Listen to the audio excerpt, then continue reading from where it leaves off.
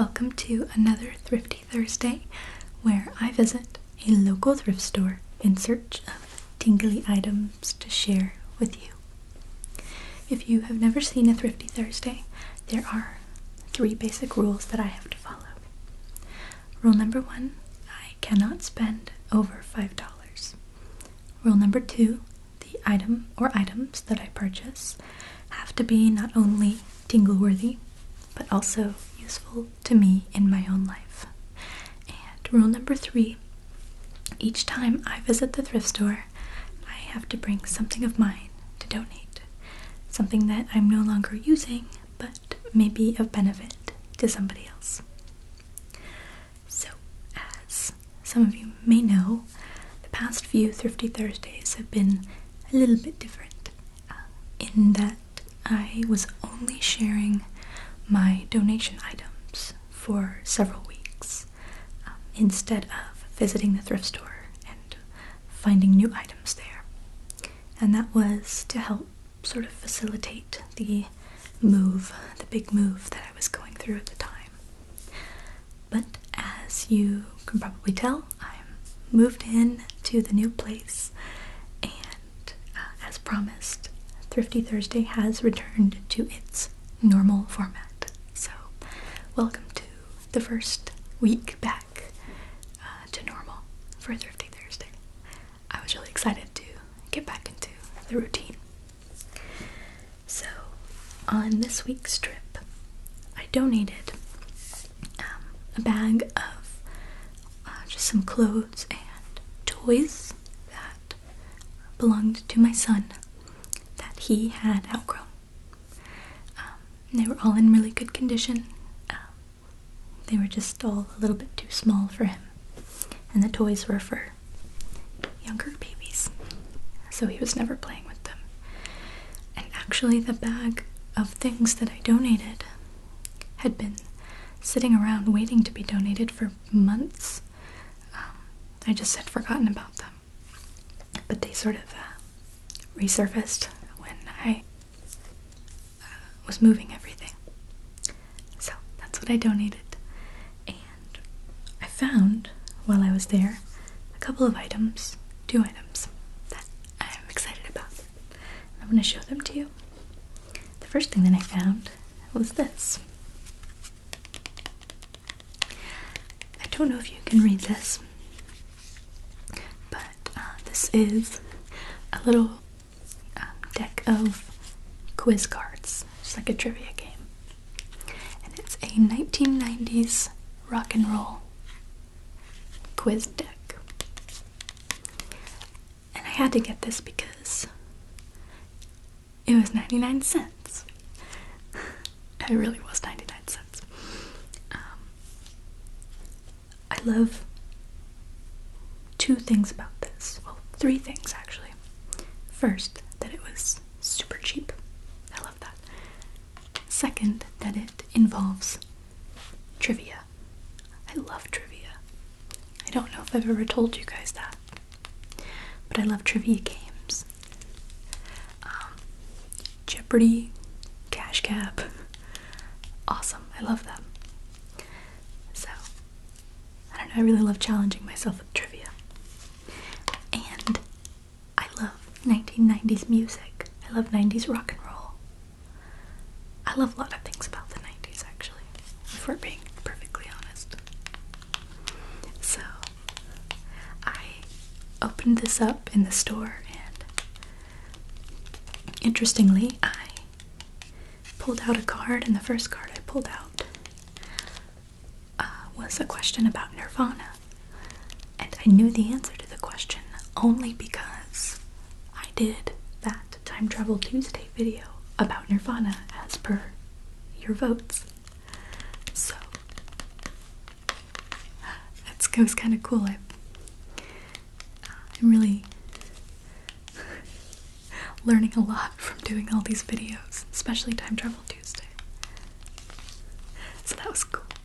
That was something I wouldn't have otherwise known if I hadn't done all that research about Nirvana for that previous video.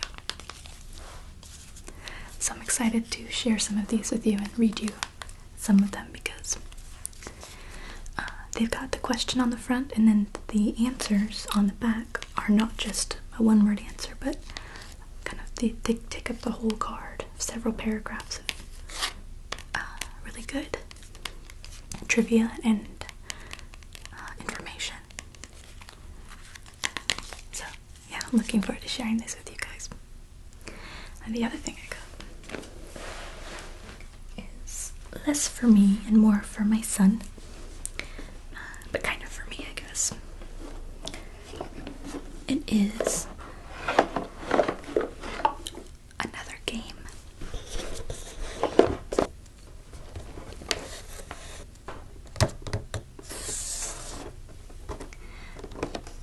It's the Goodnight Moon game, which I didn't even know existed. I'd never even heard of this game. But Goodnight Moon is our favorite bedtime story. It was my favorite bedtime story growing up, so naturally I started reading it to Jack when he was old enough. And I've been thinking, it was really perfect actually, because I've been thinking that I wanted to start maybe trying to play some basic matching games with him. Because he's getting to that age where he can sort of make those mental connections.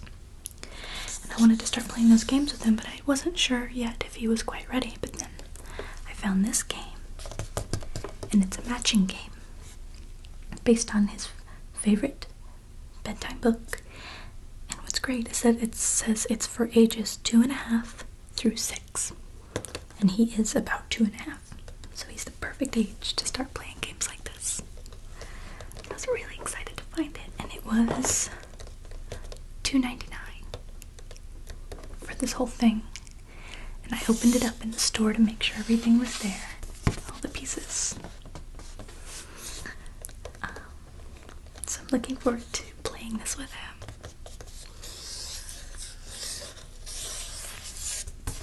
And sharing it with you, of course. So yeah, this was $2.99 and the card deck was 99 cents, so I stayed $1 under budget this time, which is always great. Yeah, I love Goodnight Moon. It's such a wonderful bedtime story. Even reading it out loud brings me back to being a little girl with my mom reading it to me. That really soft mom voice.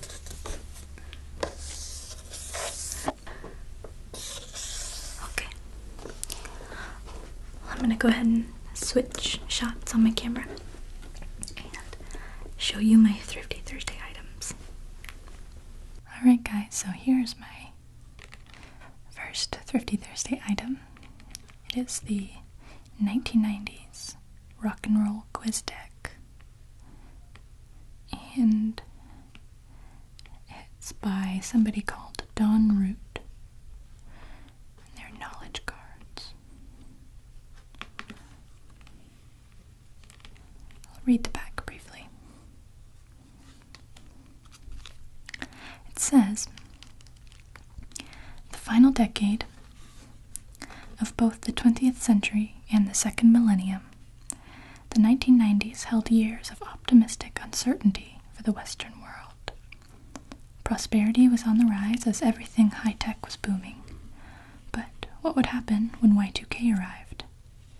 Rock in the 90s mirrored that atmosphere as the phenomenal success of hip-hop soared alongside the ascending angst of grunge.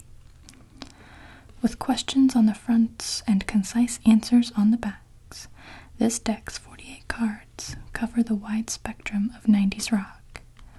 The fifth deck and fifth decade in the series, 1990s rock and roll entertains the solitary reader and generates raucous multiplayer sessions. Music is a key to memory. This deck rewinds minds. It's neuroscience with a chart-topping 1990s soundtrack. And it says right here along the side, that brand new, this retails for $9.95, and I got it for 99¢. Okay, so I'm going to open this up and read maybe 5 of these cards to you, because they're actually kind of long on the back, the answers. So I'll read 5 of the questions, and what I want you to do is, after I've read the questions, if you feel so inclined and you think you know the answers, just type what you think is the answer in the comments, and then at the end I'll read all the answers and you can see if you were right. And some of these I don't know, so I'll be sort of guessing along with you.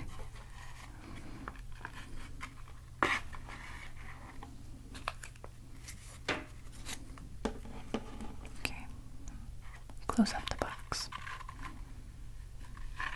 Oh, looks like I forgot a couple.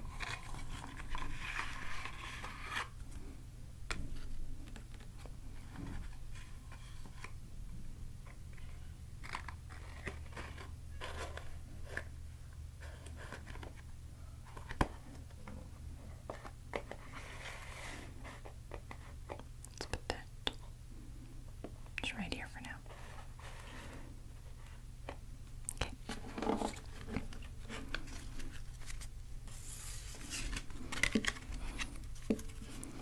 I think I'll shuffle up this deck a little bit, because I've read through some of these.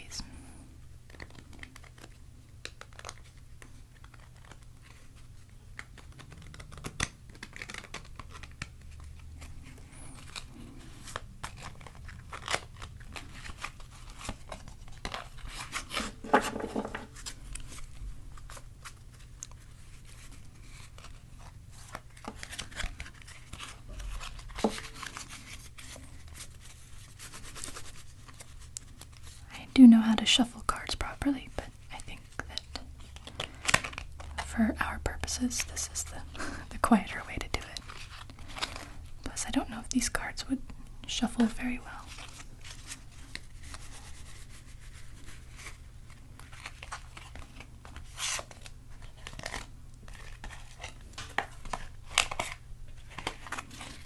Just mix them up a little bit. Okay. Let's start here. This one might be kind of an easy one.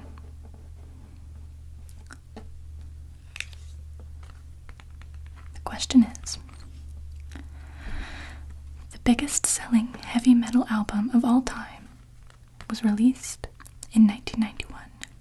Name the band and the album. So, if you think you know the answer to this, and I think I do, just type it in the comments, and then at the end of this segment we'll see if you were right. I'll set this here. Next question.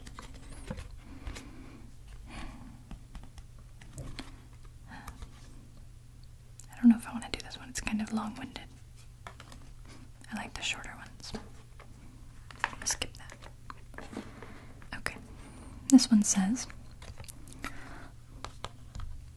what metal band is associated with the St. Louis Rocket Queen Riot of 1991? I know the answer to this one already, but I won't tell you. Okay, place that right here. Next question. In 1997, a veteran English rocker resurrected one of his 1973 hits, changed the lyrics, and saw it become the biggest selling single of all time. Who was he, and what was the record?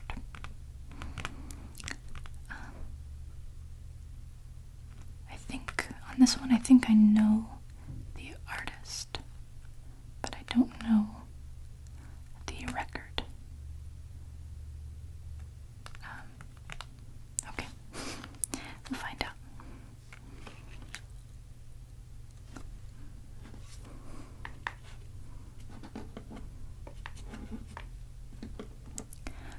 OCD, but I like the deck to be really straight. Okay. Next one. He's known for brain-twisting lyrics and collages of sound, yet one of his songs was covered by country legend Johnny Cash on his 1996 album Unchained. Name this prolific, eclectic artist who goes by a single name. I'm pretty sure I know who this one is. If you think you know, write it in the comments. And here's the last one. Okay.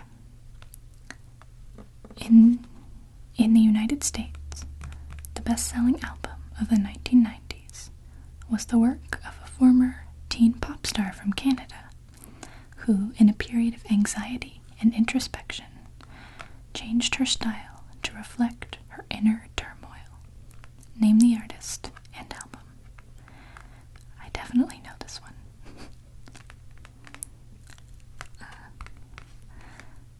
It's probably hard to be a girl in the 90s and not know who this was.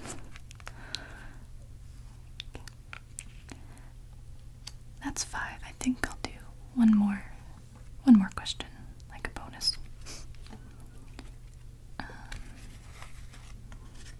Let's see.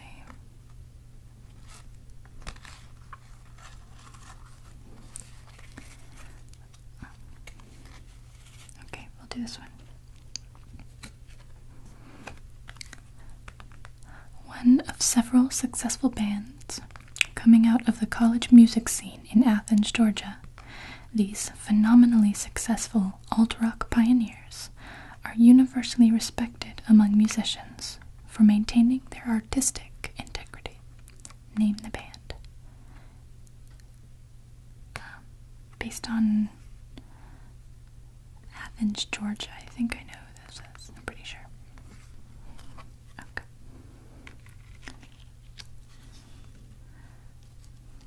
So there are the 6 cards.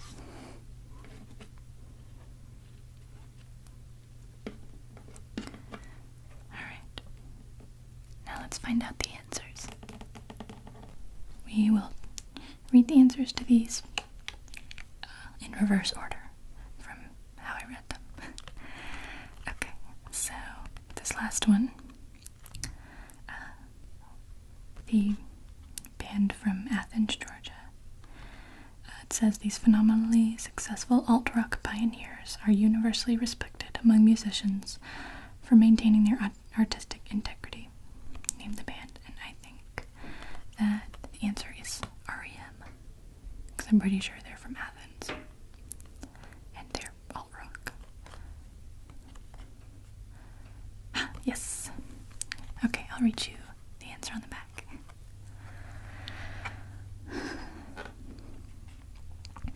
Okay. Propelled by the ear-catching vocals of Michael Stipe, REM couldn't miss in the 90s. The Grammy-winning Out of Time, #1 in 1991, included the hit singles Losing My Religion and Shiny Happy People. Automatic for the People, #2 in 1992, brought Drive, Everybody Hurts, and Man on the Moon. Those were followed by Monster, #1 in 1994, including What's the Frequency, Kenneth? New Adventures in Hi-Fi, #2 in 1996, and Up, #3 in 1998, which was produced after original drummer Bill Berry left the band. All along the way, REM was steadfast in refusing to be led astray from their creative vision. As Stipe said, we were always very stubborn in terms of what we would not do. The law of negation served us pretty well over the years. The rule of no, I think that's what we called it in REM world. The band was inducted into the Rock and Roll Hall of Fame in 2007. Cool. Okay. Put this back on the deck. So, if you got that one right, like I did, then thumbs up for both of us. Oh yeah, this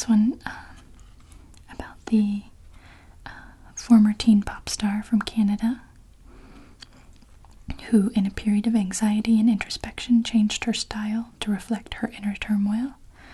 It says name the artist and album, and I'm 99% positive, 99.9% positive that it's Alanis Morissette, Jagged Little Pill.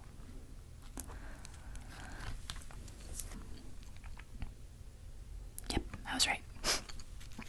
Okay, let's read the back.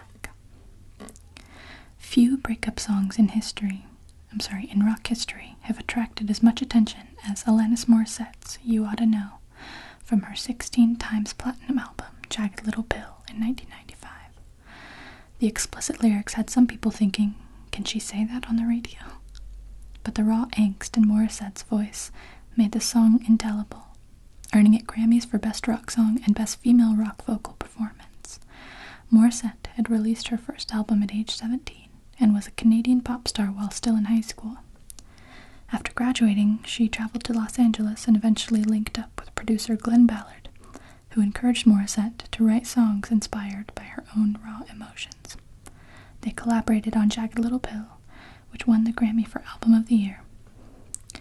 An interesting aside, Dave Navarro and Flea of Red Hot Chili Peppers heard Morissette's demo tapes and offered to play on her album.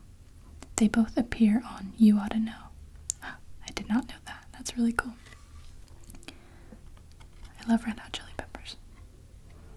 Okay. Next one. It asked, he's known for brain-twisting lyrics and collages of sound, yet one of his songs was covered by country legend Johnny Cash on his 1996 album Unchained. Name this prolific, eclectic artist who goes by a single name. I don't know which song it was covered by Johnny Cash, but I think that this is Beck. Maybe. Let's find out. Yes. Okay. In the 1990s, Beck produced 7 studio albums and won 3 Grammys, 6 MTV Video Music Awards, and Album of the Year honors from Rolling Stone for 1996 Odelay. I think I'm saying that right. His first single was 1993's MTV Makes Me Wanna Smoke Crack, which was followed by his breakthrough single, 1994's Loser. Lost my place. A host of other hits followed. While working on his second album, 1994's Stereopathetic Soul Manure, he befriended the great LA pedal steel guitar player Leo LeBlanc and arranged to have him play a song on the album.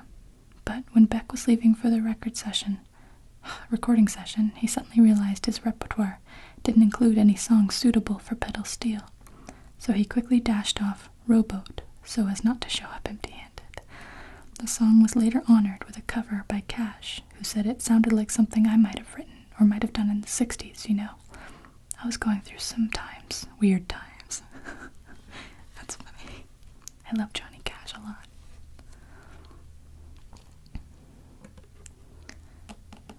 Okay. Third one. I'm really not sure about this one. It was the one that asked about a veteran English rocker who resurrected one of his 1973 hits and changed the lyrics. I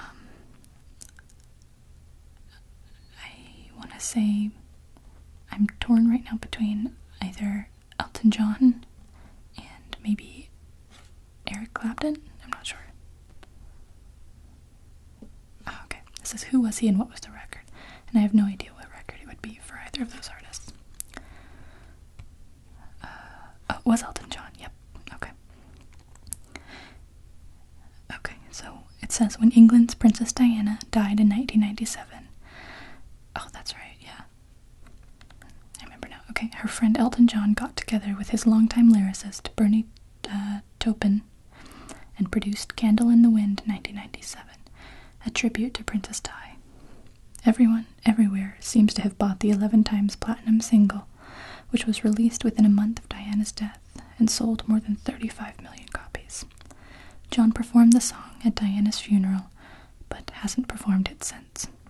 In its original 1973 form, Candle in the Wind was a tribute to Marilyn Monroe on John's 7 times platinum album Goodbye Yellow Brick Road. Yeah, he did it for Princess Di.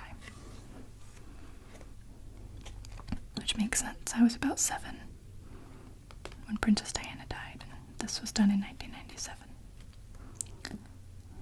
That makes sense. Okay. Second to last. What metal band is associated with the St. Louis Rocket Queen riot of 1991? This is Guns N' Roses. I think Axl Rose threw a little tantrum type thing on stage and did the concert, and everyone got really angry. I think that's what this is. 'Cause I'm pretty sure Rocket Queen is one of their songs. Okay, yep. Here we go. In 1987, Guns N' Roses hit the big time with their debut album, Appetite for Destruction. In 1991, they simultaneously released twin follow-up albums, Use Your Illusion 1 and 2, and began a 2-year series of worldwide tours, marked by riots and the abrupt departure of one of the band members. At a concert outside St. Louis in July 1991, lead singer Axl Rose stopped in the middle of the song Rocket Queen and dove off the stage to tackle a fan with an unauthorized camera. Oh, that's right. Then he told the crowd he was going home, slammed down the microphone, and left. The crowd rioted. Tired of Rose's antics, guitarist Izzy Stradlin left the tour after 4 months and was replaced with Gilby Clarke. A second riot took place in Montreal in August 1992, when Rose threw another tantrum and walked off a few songs into the set. The tour mercifully ended in July 1993. It's really tragic because I love Guns N' Roses, but Axl Rose is a bit of a nut job. It's kind of sad. He kind of went off the deep end a little bit. Okay, last one. This one should be pretty easy. I'm not even a big metal fan, and I think I know this one. The biggest selling heavy metal album of all time was released in 1991. Name the band and the album. Oh, I don't know if I know the album, but I know the band. I'm pretty sure it's Metallica, but I'm not sure what the album would be, because I don't listen to Metallica, really. Let's find out. Okay. Oh, it's called Metallica. Okay. Metallica's Grammy-winning Metallica, known as the Black Album for its almost completely black cover design, debuted atop the US album chart and stayed there for a month. Toned down just enough from their previous sound to be more radio-friendly, and supported by several music videos and nearly 2 years of touring, the record sold more than 15 million copies in the US and more than 22 million worldwide, making it the best-selling album in heavy metal history. Several of its songs, Enter Sandman, the soft ballad Nothing Else Matters, Sad But True, The Unforgiven, and Wherever I May Roam, made the singles charts. Unlike their previous albums, this one was meticulously produced, taking 8 months of studio time to pull together. Metallica released 2 more albums in the 90s, Load in 1996 and Reload in 1997. Both went to number 1.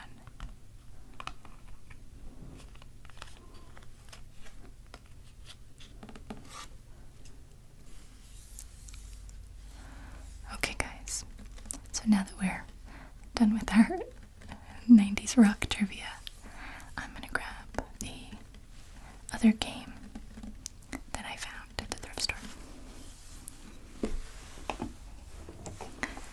The Goodnight Moon game.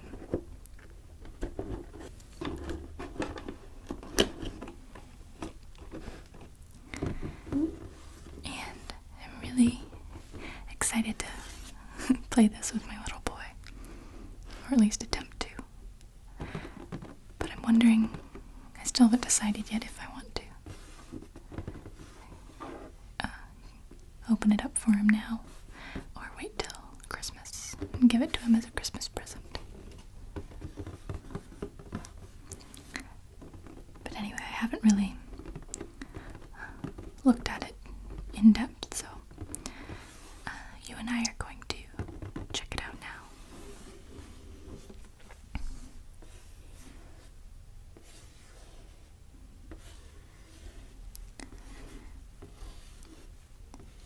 And I really love Goodnight Moon.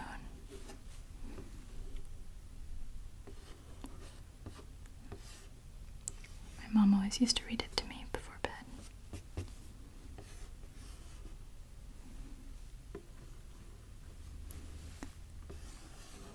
And now when I read it to my son, I always feel a little bit kind of sleepy and more relaxed.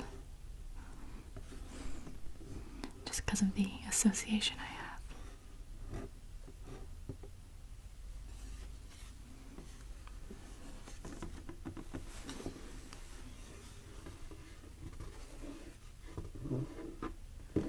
Okay.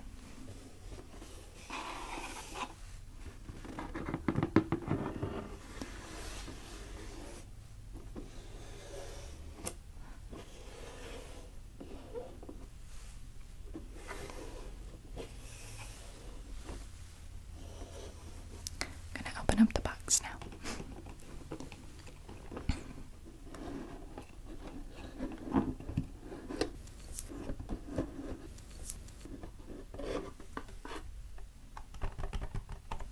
Okay, set it aside.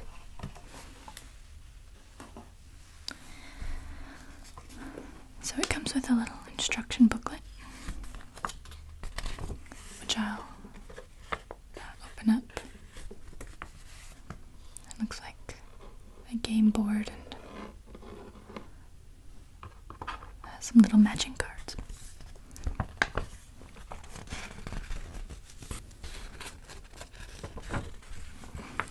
This is a bit long, so I won't read all of it, but I'll read the first part. It says, the object of games 1, 2, and 3. So you can play several different games with what's here in this box. Looks like there are 6 different versions. Or, yeah, six different types of games you could play. So this says, find the matching cards for your playing board. When all the boards are complete, everyone wins. So this has a game board, a main game board that unfolds and lays out, but it also has sort of individual boards that look like this, that I'll show you, that have pictures printed on them. So it says, yeah, find the matching cards for your playing board. When all the boards are complete, everyone wins. Children at age 2.5 to 6 are just developing socially. This game provides them the opportunity to show respect for their playmates by taking turns and playing fairly, while developing the important skill of visual discrimination. Cool. So yeah, there's several different kinds. We'll just read the beginner's matching game because it's designed for ages 2.5 to 4, and my son Jack is 2.5. Okay. To the game leader, an adult or older child, give one playing board to each player. Mix the matching cards well and place them face down in a stack.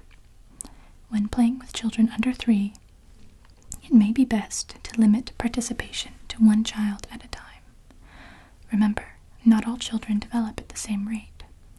If your 2-year-old is restless and does not seem interested in the activity, don't be concerned. Put the game away and try again in a few weeks. That's probably what Jack will be like. He doesn't have a super long attention span. Choose one card at a time and show the card to all players. The player whose playing board shows the same picture claims it and places it on the matching outlined square on the board. When the card has been correctly placed, choose and show the next card. Play continues until all players have completed their playing boards. Everyone wins. Use lots of praise to make the game fun. For instance, saying, "Great job," when a child completes a match. "You're very good at taking turns," and "It's great when you let your little sister do it by herself," are good ways to help young players develop the skills of encouragement, cooperation, and patience. I like how they throw in a little bit of parenting advice with the instructions. Okay. I'm going to set this aside now.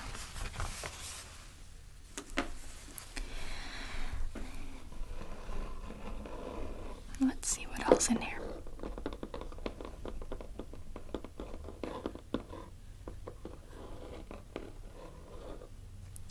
This is the main game board.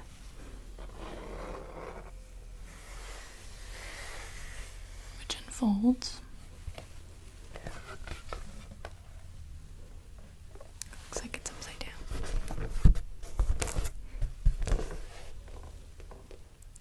I don't know if that all gets in the shot, but this is one of the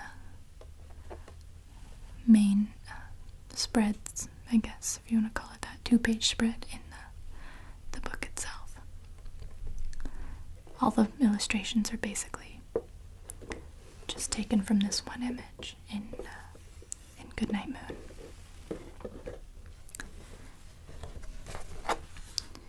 Okay, I'm going to put this aside for a second and then I'll unfold it and lay it out. But let's see what else is in the box.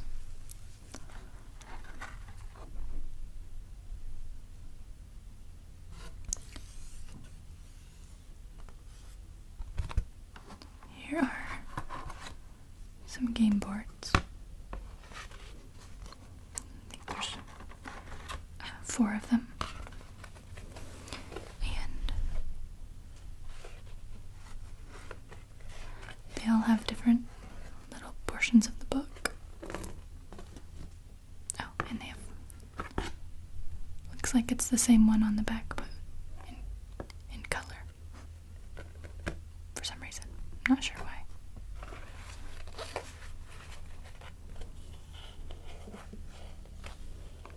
It's a kitten. Let's see, it says, "Goodnight kittens, goodnight mittens." Okay. There's those. Don't know what this is.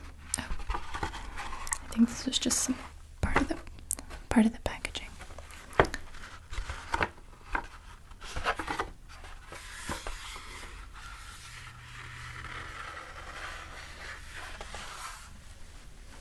Okay. And then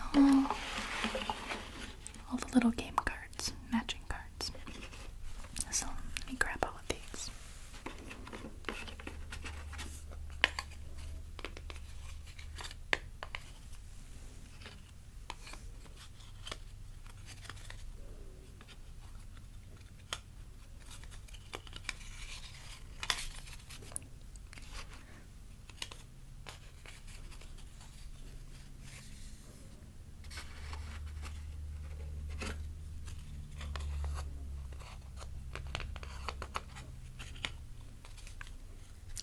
In this part of the book, it says 3 little bears sitting on chairs. When I read it to my son, I always like to make sure to count 1, 2, 3. It's a good way to sort of practice counting.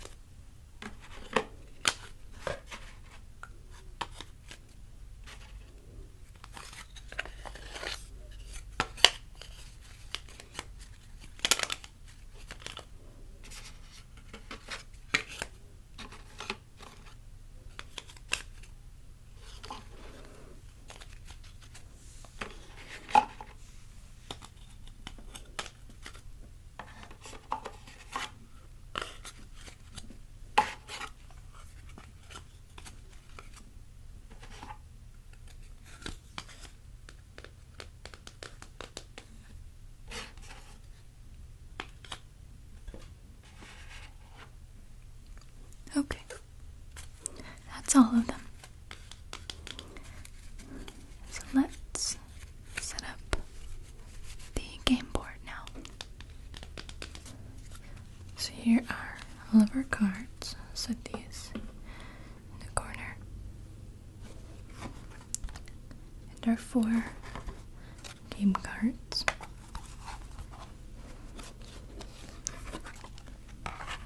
And for the game version that I'll be playing with my son, I don't think I'll need this. But I'll get it out and look at it just for a sec.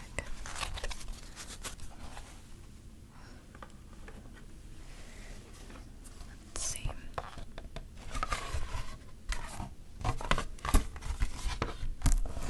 There it is.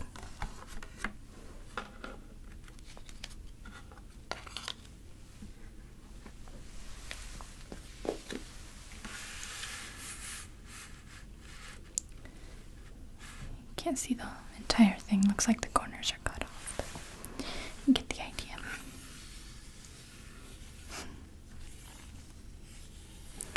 So, this is the quiet old lady who's knitting, and her yarn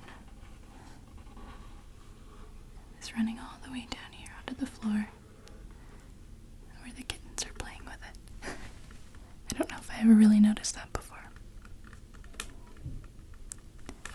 And here's the baby bunny.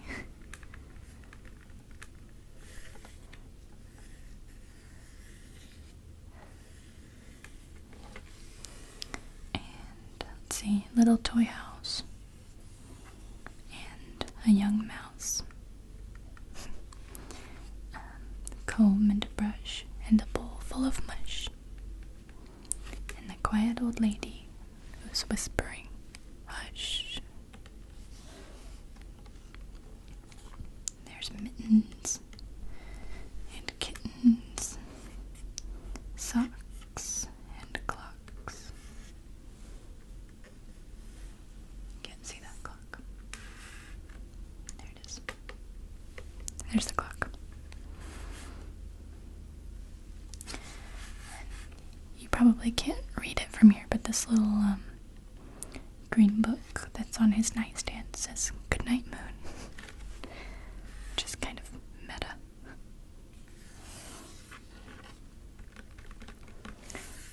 So yeah, even just sort of seeing this picture makes me feel sort of sleepy and cozy.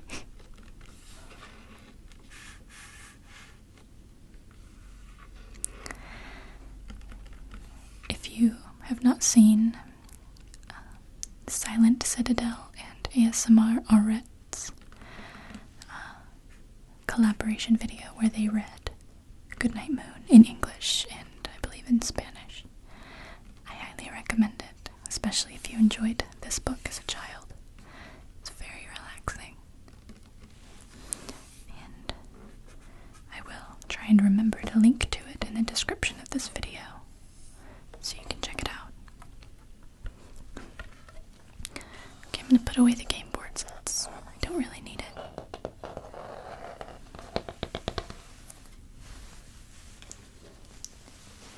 And we're going to use these.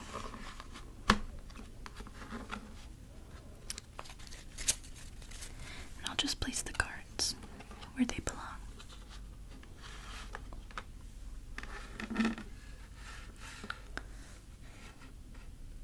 Let's see.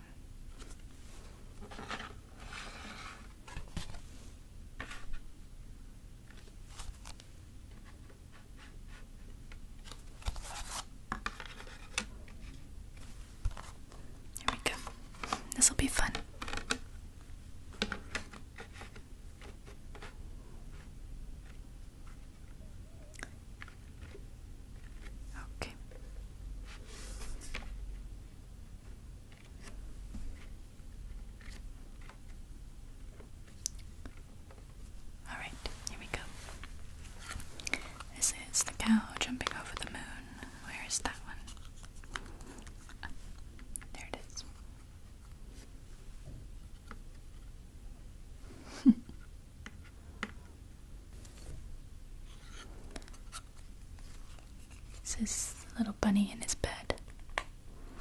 That's right here.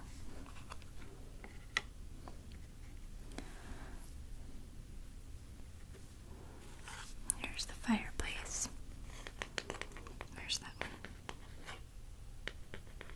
Oh, right here.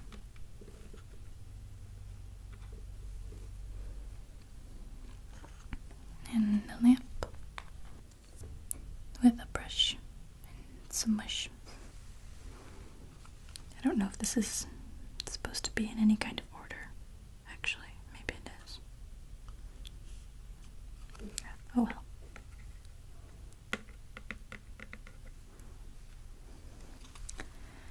There's some mittens right down here.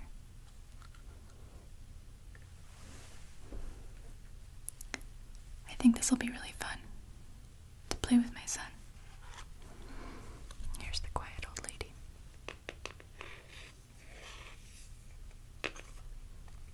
Right here.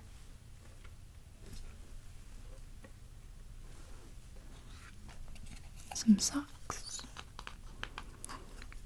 Right there.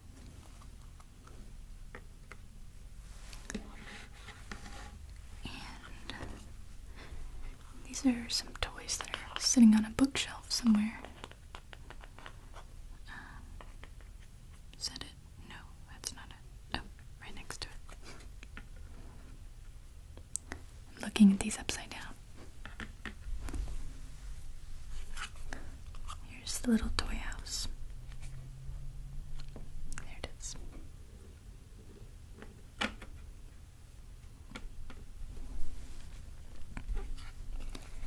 And the comb and the brush.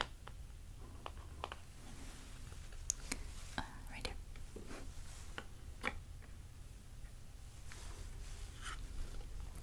This is the little folded up blanket on the end of his bed.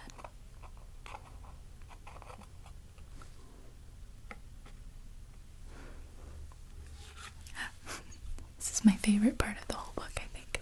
It's a bowl full of mush.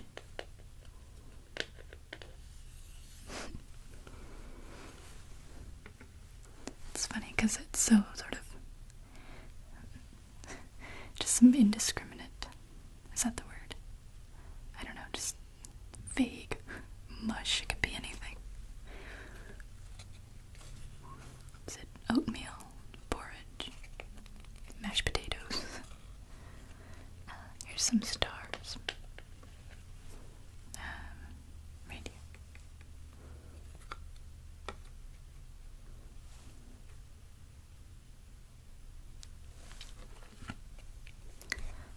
Looks like this is the clock that's on the mantle. Right here.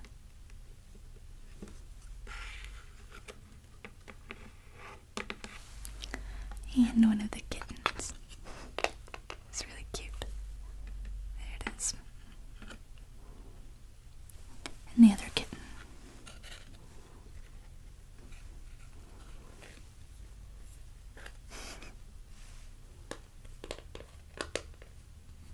There she is. And the red balloon.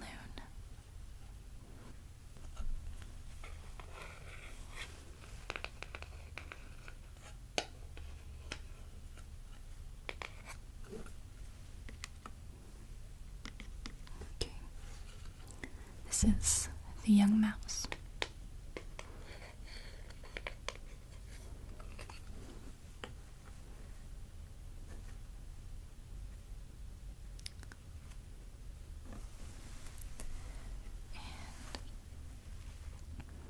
Oh, I guess it's in black and white because some of the pictures in the book are in black and white. Like every other page or something, I think, if I'm remembering right. There's the telephone.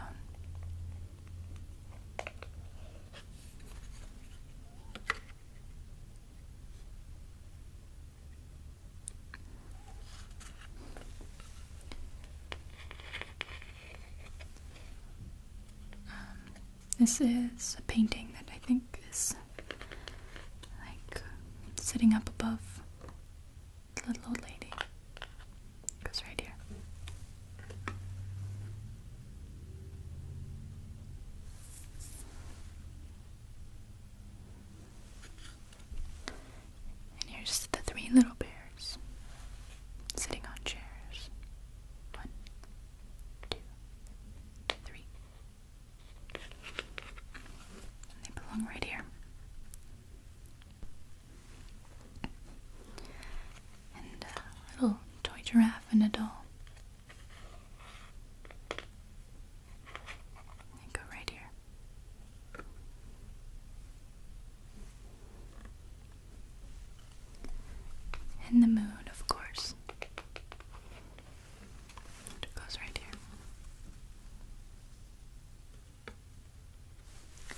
finally, looks like some house shoes or slippers.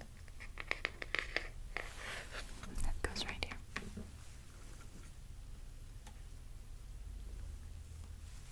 Now the board is complete. Oops.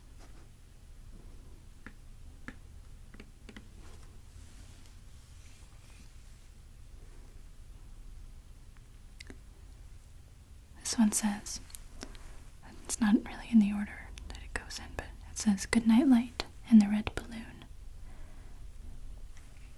Goodnight Cow Jumping Over the Moon. Goodnight Kittens. Goodnight Mittens. Goodnight Brush. Goodnight Mush. Goodnight Old Lady Whispering Hush. Goodnight Stars. Goodnight Air. Goodnight Noises Everywhere. Well, guys, now that we have the entire board put together, I think it's safe to say that this will be a fun game to play with my son, and I think he's just old enough that he'll be able to handle it. And I'm really looking forward to playing with those 90's rock trivia cards. Maybe the next time I get together with my friends, because we like doing trivia and things like that.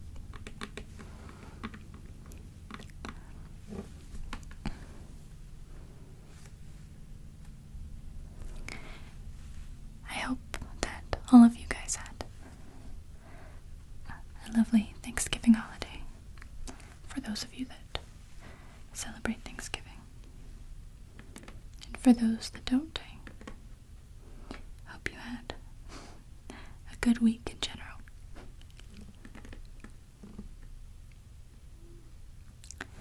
And I hope that you've enjoyed this week's Thrifty Thursday. Found it interesting and relaxing.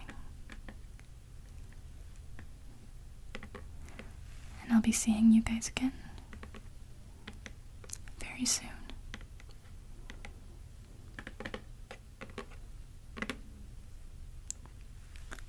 Good night. So Disney was sued for the defamation of character of hyenas, which I find a little bit